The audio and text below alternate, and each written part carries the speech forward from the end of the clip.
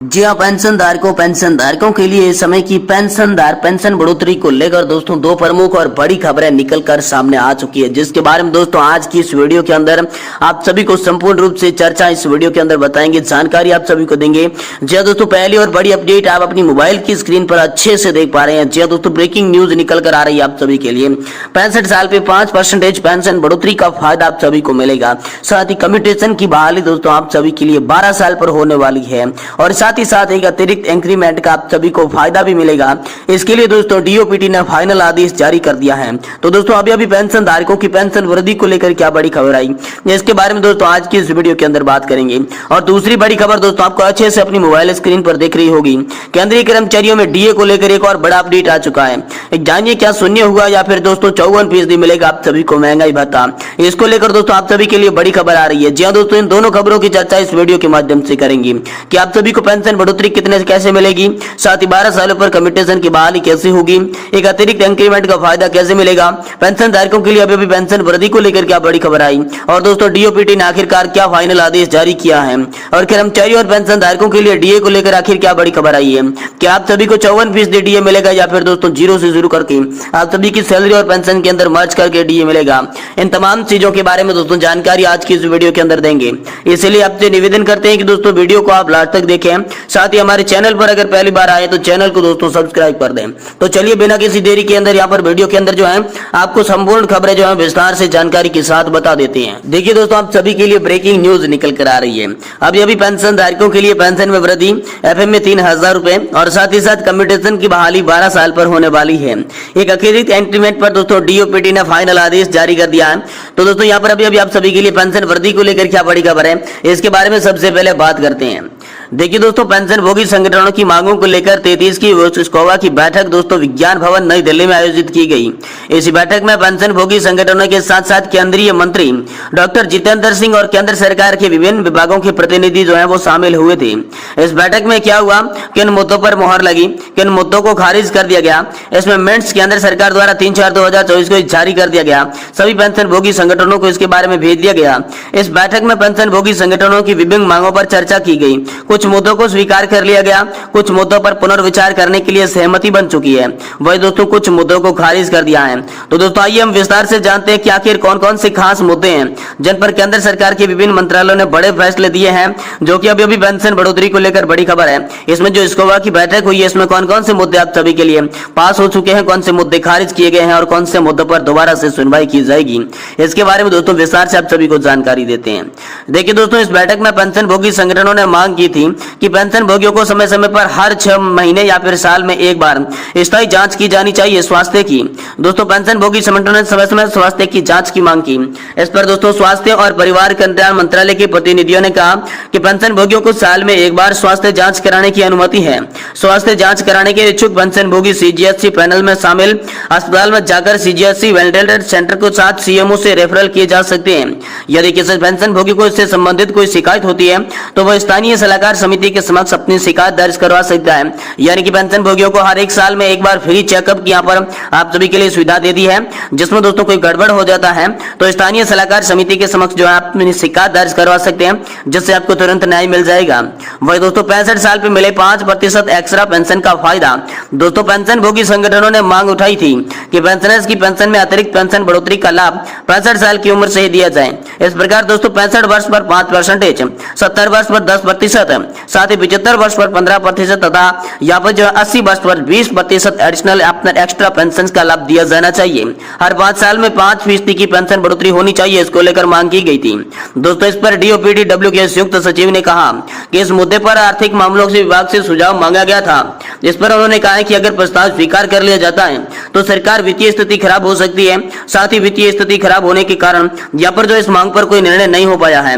इसलिए दोस्तों राज्य सरकारों की पेंशनर से ऐसी मांग करेंगी जिसमें कारण आर्थिक बाधाएं उत्पन्न हो सकती है, इसलिए स्वीकार नहीं किया जा सकता। संयुक्त सचिव के इस तर्क के बाद पेंशन भोगी संगठन ने इसे पुनर्विचार करने का अनुरोध किया है। यानी कि दोस्तों आप सभी की 5, 10 और 15% पेंशन बढ़ोतरी को लेकर सहमति नहीं बनी है, लेकिन एक बार फिर से यहाँ पर विचार किया जाएगा। पुनर्विचार को लेकर यहाँ पर आप सभी के लिए सहमति बनती हुई दिखाई दे रही है। वही दोस्तों इस बैठक में गैर सीजीएच क्षेत्र में रहने वाले पेंशन भोगियों ने निश्चित चिकित्सा भत्ते का मुद्दा यहाँ पर उठाया है। फिक्स मेडिकल अलाउंस यानी कि 1000 रुपए है और इसे बढ़ाने की मांग दोस्तों की जा रही है। पेंशन भोगी संगठनों का यहाँ पर कहना है कि सिर्फ 1000 रुपए की दवाओं की जरूरतें पूरी नहीं हो सकती, इसलिए इसे तुरंत 1000 रुपए से बढ़ाकर 3000 रुपए कर दिया जाना चाहिए। दोस्तों इस पर संयुक्त सचिव ने कहा है कि इस मुद्दे की जांच आर्थिक मामलों के विभाग और विभाग के बजट प्रावधान के साथ की गई है। यहाँ पर उन्होंने कहा कि 7वीं CPFC की सिफारिश के अनुसार जुलाई से निश्चित चिकित्सा भत्ता संशोधित करके 1000 रुपए कर दिया गया था। वही दोस्तों 2017 तक ये किया गया था, ऐसे में दोबारा इसको नहीं बढ़ाया गया है तो एक बार फिर से आप सभी के लिए विचार किया जाएगा और इसे भी बढ़ाया जा सकता है। वही दोस्तों अगली थी कि फैमिली पेंशन धारकों के लिए फिक्स मेडिकल अलाउंस को मंजूरी दी जाए। दोस्तों इधर रेलवे पेंशन भोगियों ने रेलवे बोर्ड के प्रतिनिधियों से मांग की कि पारिवारिक पेंशन पाने वाली विधवा, तलाकशुदा और अविवाहित बेटियों को भी निश्चित चिकित्सा भत्ता का लाभ दिया जाना चाहिए। रेलवे बोर्ड में उन्होंने इस तरह का लाभ नहीं देता है, ऐसे में रेलवे बोर्ड को तुरंत इस पर विचार करें और उन्हें मेडिकल भत्ते का लाभ देना जारी करना चाहिए। दोस्तों इस पर रेलवे बोर्ड ने कहा कि निश्चित मेडिकल भत्ते का लाभ पेंशन भोगियों के साथ साथ सभी पेंशन पारिवारिक पेंशन भोगियों को दिया जाता है। दोस्तों रेलवे बोर्ड द्वारा UMID की सिस्टम लॉन्च किया गया, जिसके बाद ये समस्या देखने को मिल रही है। ऐसे में रेलवे बोर्ड जल्द ही इसे दोबारा से जांच करेगा और जल्द ही इस संबंध में सर्कुलर जारी करेगा। यानी कि दोस्तों आप सभी के लिए ये जो है यहाँ पर जो है फैमिली पेंशन धारकों के लिए फिक्स मेडिकल अलाउंस पर एक बार फिर से पुनर्विचार करने की बात कही जा रही है। वही दोस्तों रेलवे किराया में पेंशन भोगी और सीनियर सिटीजन को छूट मिले। जी हां दोस्तों पेंशन भोगी संगठन ने रेल मंत्रालय के प्रतिनिधियों से मांग की कि पेंशन भोगियों को रेलवे किराए में छूट मिलती थी उसे फिर से बहाल किया जाना चाहिए। दोस्तों इस पर रेल मंत्रालय ने कहा है कि रेल विभाग यात्रियों को रेल में करीब यहाँ पर 59,837 करोड़ रुपए की छूट देता है। प्रति व्यक्ति देखा जाए तो दोस्तों रेलवे यात्रा में 53% की छूट यहाँ पर दी जाती है। दिव्यांग यात्री, छात्र और मरीजों को रियायतों का लाभ भी दिया जाता है। इसके बाद रेलवे प्रतिनिधि ने कहा कि मौजूद स्थिति में पेंशन भोगियों और वरिष्ठ नागरिकों के लिए रेलवे किराया में रियायत बहाल नहीं की जा सकती। आने वाले समय में इसे और भी देखा जा सकता है। यानी कि इस मांग पर आप सभी के लिए सहमति नहीं बनी है, आगे पुनर्विचार के लिए इस मांग को भेज दिया गया है। वही दोस्तों 30 जून और 31 दिसंबर को रिटायरमेंट कर्मचारियों को एक एक्स्ट्रा इंक्रीमेंट का फायदा मिलना चाहिए। इसको लेकर बड़ी मांग जब आपके सामने आई है। जी हां दोस्तों इस बैठक में यहाँ पर नेशनल इंक्रीमेंट का मुद्दा उठाया गया। पेंशन भोगी संगठनों का कहना था कि ऐसे कर्मचारी जो साल का कार्यकाल पूरा करते हैं, यानी कि 1 जुलाई या फिर 1 जनवरी को वेतन का लाभ दिया जाता है। सुप्रीम कोर्ट ने अपने फैसले में कर्मचारियों के पक्ष में इसका फैसला सुनाया था। इस पर दोस्तों DOPT प्रतिनिधियों ने कहा कि वेतन वृद्धि की तिथि पर सरकारी कर्मचारियों को सेवा होना चाहिए।